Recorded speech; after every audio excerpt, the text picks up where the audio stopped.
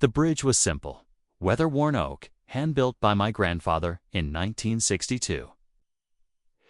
Stretched gracefully over the narrowest point of Horseshoe Creek, that bridge connected the main path from the county road to my ranch's prized feature, Serenity Lake.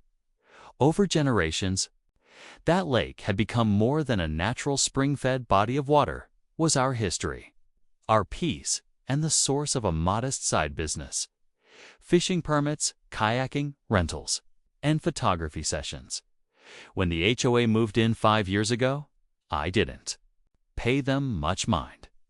I owned 200 acres of family land, and their newly built development, Pinecrest Summit Resort Estates, was still 2 miles down the slope from my northern boundary. But over time, they expanded. What was once a few dozen vacation homes ballooned into a $6 million luxury resort, with spa services, a golf course, and vacation villas. They pushed closer and closer until their well-funded tendrils finally brushed against my fences. It started with requests: a hiking trail near the fence line, then a shared fishing access to Serenity Lake. Then came the demands. They said the bridge wasn't up to code, claimed it endangered hikers who wandered over by accident. When I declined their offer to rebuild it too standard with gated access from their side, I found a cease and desist order in my mailbox. Then, without warning, they sent in a demolition team and tore the bridge down. They left me a note: unsafe structures removed per county code. Enforcement. But that bridge wasn't theirs. It was private, and I had all the deeds, surveys, and permits to prove it. Rage burned hotter than a July brush fire. Without that bridge, the only drivable route to the lake required a 20-minute detour through the backwoods. But the damage wasn't just inconvenience. My bookings plummeted. Clients canceled. Insurance costs spiked. I appealed to the county. I even showed aerial photographs, maps, and blueprints. It took weeks before they admitted a mistake had been made. But by then, the HOA had re-landscaped their side and quietly installed a paved hiking trail through what they now called Community Reserve 3, a thin stretch that used to be the brush buffer between our properties. That's when I discovered the hidden linchpin, Serenity Lake, fed the creek that ran straight through their resort. Their golf course, decorative waterfalls, koi ponds, and even their so-called natural spring spa all relied on a slow, regulated downstream flow from my lake. It took me a few more months and a lot of digging through my grandfather's ledgers and county water rights filings, but it was all there. The lake and its outflow were wholly within my legal domain. I could, if I wanted, reroute the outflow entirely, provided I didn't cause flooding or environmental damage. I didn't want revenge, not initially. But after months of being lied to, watching surveyors accidentally wander onto my property, and fielding thinly veiled threats about land reassessments, I knew I had to act, with the help of a retired hydrologist named Ed, who owed my late father a favor. We designed a new channel, a silent, unobtrusive underground diversion that would redirect lake outflow away from the HOA's piped intake. I even built a small wetland with the diverted water, which attracted herons and boosted local biodiversity. One summer morning, I turned the valve. At first, they assumed it was a maintenance issue. The spa closed for filter upgrades. The waterfall at the golf course trickled down to nothing. By the third week, yellow grass spread like a stain across the greens. Then came the contractors. I watched from the edge of my forested ridge as vans and trucks rolled in. Surveyors scanned the creek. Excavators dug around intake pipes. I heard the shouting even from my side of the hill. That same week, I received an urgent letter from the HOA's legal team. They invited me to discuss water rights and suggested a possible amicable resolution if I restored the original flow. I ignored it. Then the county showed up.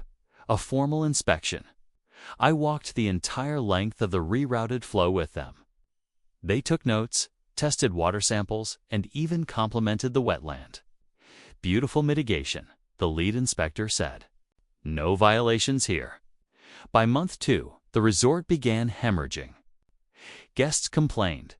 Refunds were issued. Their property values dipped. A viral video showed koi gasping in empty ponds. Online reviews tanked.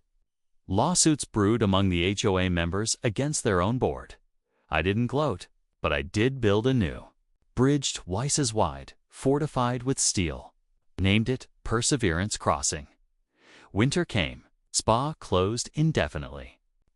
A for sale sign popped up in front of the HOA office. Rumors swirled of bankruptcy, internal fraud, and misappropriation of funds. They tried to sue me. It didn't go well for them. My documentation was ironclad. The judge dismissed their case and ordered them to pay court fees. Turns out, the county had opened a separate investigation into their unauthorized demolition of my bridge. In the spring, I started offering guided wetland tours. The wildlife camera I set up captured river otters, foxes, and even a bobcat. Lake was never more beautiful. Sometimes. Tourists ask why the downstream creek ends so abruptly at the edge of a shuttered resort.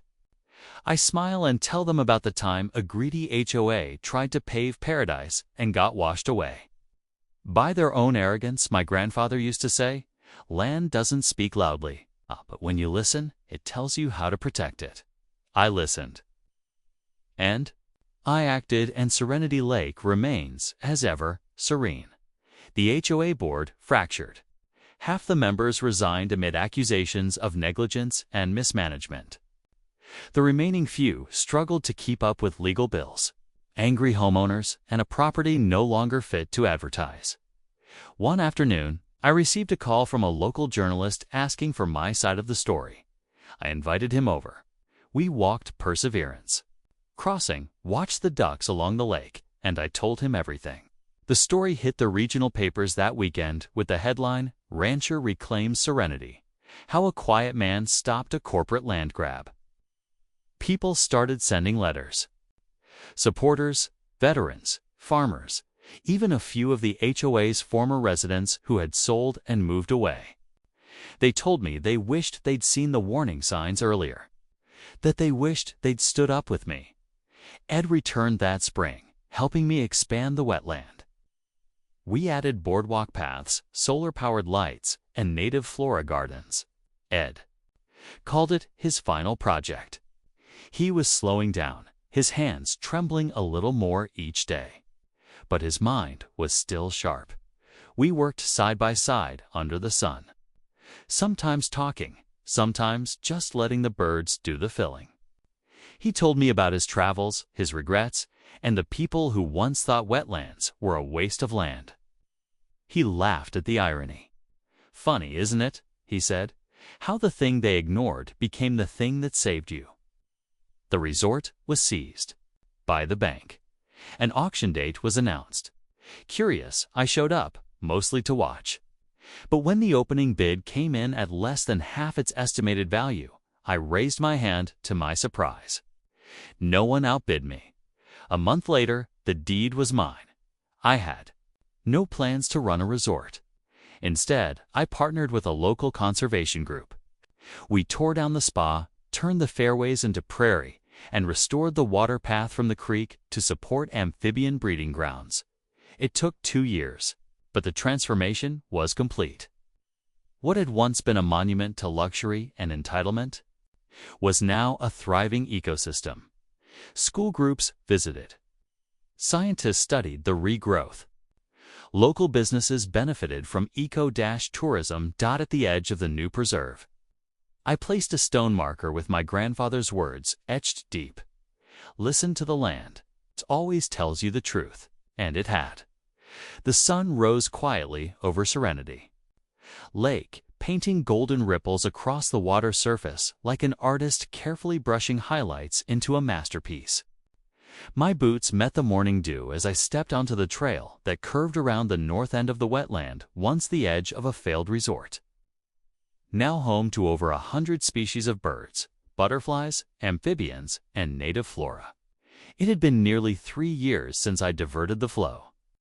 3 years since I'd taken back my family's land, not with fury, but with foresight. People had begun calling me a steward of the land. At first, it felt like an uncomfortable label. I was just doing what my grandfather had done, listening to the wind in the trees, watching the ripple patterns, reading the subtle language of a living place. But the more I worked with scientists, educators, and young volunteers, the more I saw how unique this work was in the modern world. That spring, we opened the Serenity Conservancy Education Center, a former maintenance shed from the resort. Now, clad in cedar with solar panels overhead, it became a place for school groups and researchers.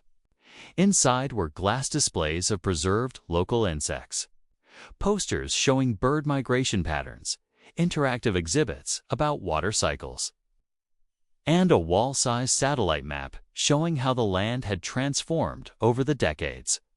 I started giving talks, not lectures, but stories. Stories about my grandfather hauling timber for that first bridge, about the lake freezing so thick in the 80s that we could skate on it for weeks, about Ed's blueprints drawn with shaking hands, about standing in court, defending water rights while a fancy-suited HOA lawyer tried to spin a tale of community interest. People listened, they took notes. A few even cried. More importantly, they returned with donations, seedlings, and shovels. We expanded the wetland buffer zone by an additional 30 acres. What had once been holes for putting greens became ponds, lined with pickerel weed and rushes. We installed beaver boxes, owl perches, and bat shelters. At night, you could hear frogs singing in such harmony it sounded like jazz. In late summer, an environmental journalism crew from the State University did a full documentary on the site. They interviewed me, Ed, several biologists, and even tracked down a former HOA board member who admitted, on camera, that the board had seen the ranch as a loose end. We thought it would be easier to coerce him into selling if we put pressure on the infrastructure, she said, looking down. We were wrong. And we were arrogant. The documentary aired on local PBS. It was called The Waterline: How One Rancher Rerouted More Than a Creek. Within a week, visitor numbers doubled. But not everything was rosy. Ed passed away that autumn. We buried him in a family plot under the tall sycamore near the original intake valve he had helped design. I carved the words myself into a cedar plank.